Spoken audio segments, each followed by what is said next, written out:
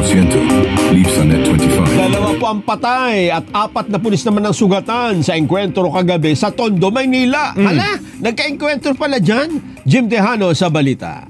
Jim! Yes, Kuya Nelson, kay Jen, good morning nga. Dalawa ang patay habang 4 na pulis naman ang sugatan sa nangyaring engkwentro kagabi sa Tondo, Manila. Ayon kay NPD Director Police Colonel Tomas Tibay, isang alias Batat, isang alias Makmak ang napatay sa gitna ng bakbakan ng mga pulis at mga sospek. Magsisilbi lang sana ng warrant of arrest ang mga pulis kay alias Bata para sa kasong murder, pero sa halip na harapin ng tropa, pinagsarhan umano ng pinto ang mga pulis. Dahil dito inakit na ng SWAT team ang ikalawang palapag ng bahay, pero nagtangkang tumakas ang target sa operasyon na si alias Bata.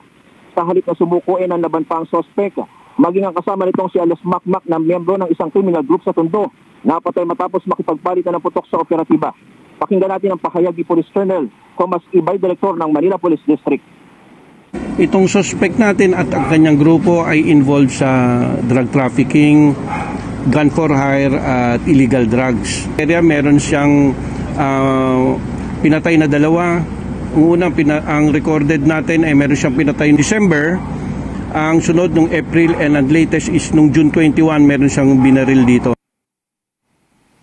Kita naman sa video ang ilang mga pulis Maynila na pinaputukan pa ulit dahilan para magpulasan ng mga ito.